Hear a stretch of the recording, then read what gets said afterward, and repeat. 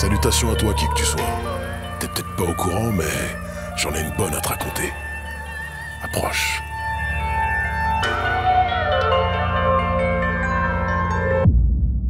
Pour un même mur, le côté de la paroi de chez le voisin, c'est déjà un autre monde. C'est l'inconnu, pourtant si proche. C'est l'obscurité juste à côté, le mystère juste en face, le noir tout près. Je t'emmène aujourd'hui à la lisière de la ville, dans un lotissement des plus classiques, peut-être le tien d'ailleurs, situé à l'orée d'un bois quelconque. C'est pourtant un lieu qui, manifestement, dissimule un sale secret. Tout commence quand Nadia, mère d'un adolescent de 13 ans et d'une toute petite fille d'1 an et demi, découvre chez elle une trace de sang sur le mur du couloir de la maison. C'est le couloir qui mène du salon aux chambres à coucher. Le mouchetage est situé un peu plus bas que sa taille. C'est un ensemble de petits points rouges, sombres, sur environ une quinzaine de centimètres. Curieux. Nadia observe cette drôle de tache pendant 1 minute pour essayer de comprendre, puis s'en va chercher de quoi la nettoyer. On a là une petite famille sans histoire. Le mari Sylvain commence très tôt le matin toute la semaine, et Nadia emmène son fiston tous les jours à l'école, puis s'occupe tranquillement de son bébé.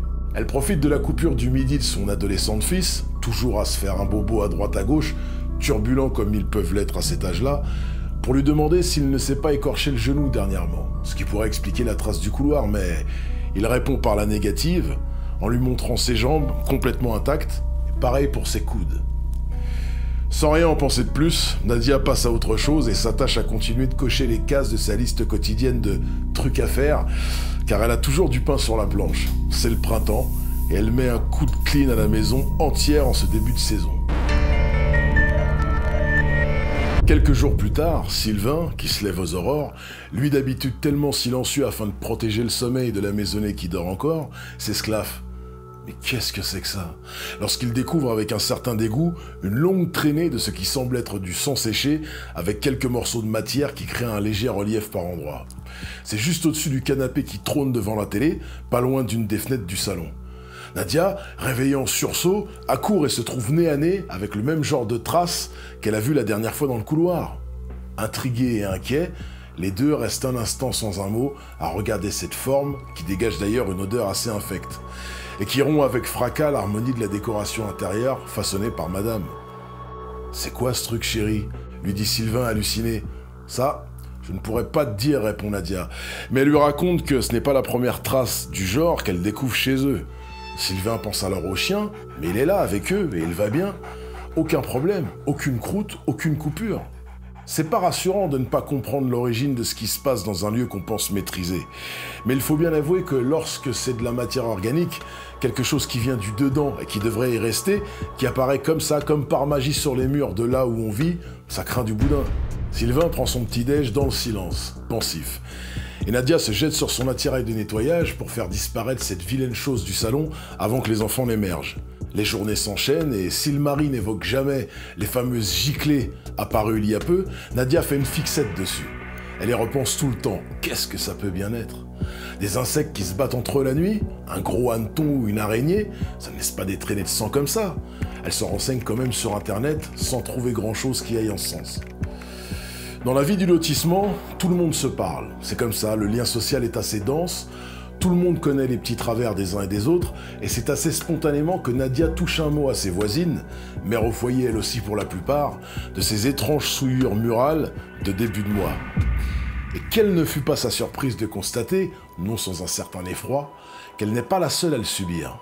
Maude, qui habite le pavillon juste en face, la maison des Mansour, derrière, mais aussi chez les Lubeck, plus loin, à l'entrée du lotissement, au bout de la route. Tous lui rapportent que des gouttelettes au sol, des salissures sur les murs et même sur les meubles sont apparues sans explication rationnelle. Les femmes ont peur et la conversation s'anime avec une mentalité commère pas trop malveillante. Elles cherchent à comprendre et le seul point commun que ces mamans trouvent, sans réellement s'en rendre compte au début, c'est que les maisons touchées abritent toutes un ou plusieurs adolescents. Des garçons. Les voisins déposent chez les gendarmes qui ne prennent pas vraiment l'affaire au sérieux. Pour eux, ça reste du domestique, car il n'y a rien qui contrevient à la loi dans cette histoire. Pourtant, un jour, un cap est franchi, car ce n'est pas l'intérieur des maisons qu'on retrouve maculé de sang, mais Lilian, le fils de Nadia, qui du haut de ses 13 piges a beau faire le fanfaron, en réalité, il n'emmène pas large devant l'ampleur que prend le phénomène. Quelqu'un lui a manifestement saigné dessus. Parce que lui, il est indemne de toute blessure ou traumatisme. Il s'est réveillé comme ça un matin, après une drôle de nuit de rêve épars, qu'il raconte ainsi à ses parents. Il se souvient d'avoir été touché, manipulé, pas brutalement ni violemment, au contraire, c'était presque agréable. Ça ressemblait à des caresses et des baisers. C'est d'ailleurs pour ça qu'il ne s'est pas réveillé et qu'il a continué à se laisser glisser entre les furtifs mirages du sommeil. Ce témoignage n'est pas de nature à rassurer les adultes. Et cette fois, la gendarmerie enquête.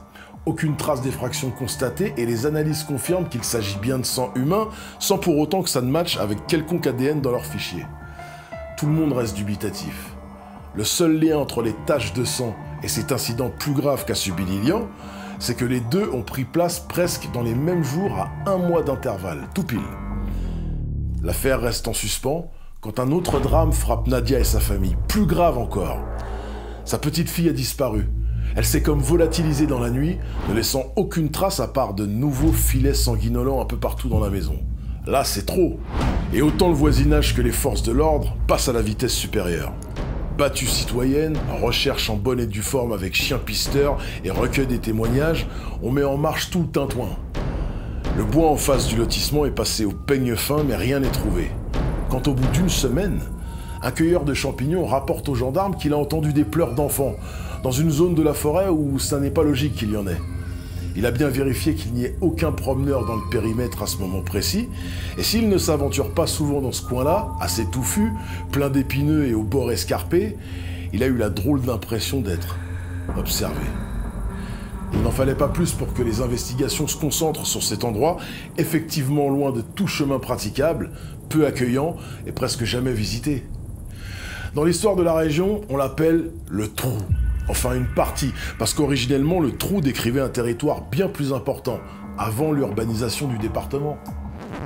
C'est là qu'ont vécu les dernières familles de faiseurs de sabots, qui vivaient presque totalement isolées au fond des bois, entre elles depuis des centaines d'années, cultivant et chassant, ne scolarisant pas leurs gosses, se reproduisant en interne, et ne se mélangeant guère aux nouveaux arrivants de la ville, qui s'est étendue de manière tentaculaire et conquérante, reléguant peu à peu les sabots, la forêt et finalement ces gens à l'inutile. Il n'existe plus que des vestiges pourris à ciel ouvert des habitations de cette vieille communauté dont les derniers individus ont dû mourir au cours des années 90 du XXe siècle, déjà totalement démunis. Mais il y a de nombreuses cavités, pas vraiment des grottes, mais d'autres trous dans le trou, au fond des ravins, dans l'ombre de l'oubli et où seuls les sangliers arrivent à se frayer un chemin. C'est pourtant dans un de ces caveaux naturels qu'on a retrouvé la petite fille de Nadia, déshydratée mais sauve, quand les militaires sont intervenus en suivant les pleurs du bébé. Il y a eu des coups de feu, il y a eu des cris, il y a eu du sang.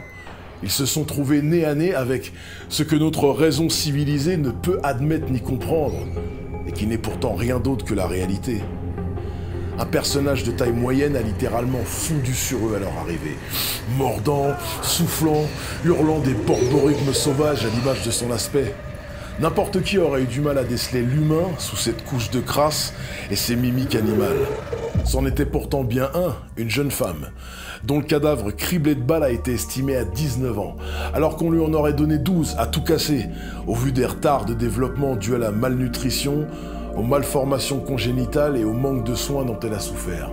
Entre ses jambes, du sang, qui sera identifié comme celui dont le fils de Nadia a été tartiné et qu'on peut raisonnablement désigner comme celui qui a été projeté partout dans les demeures à chaque début de ces derniers mois.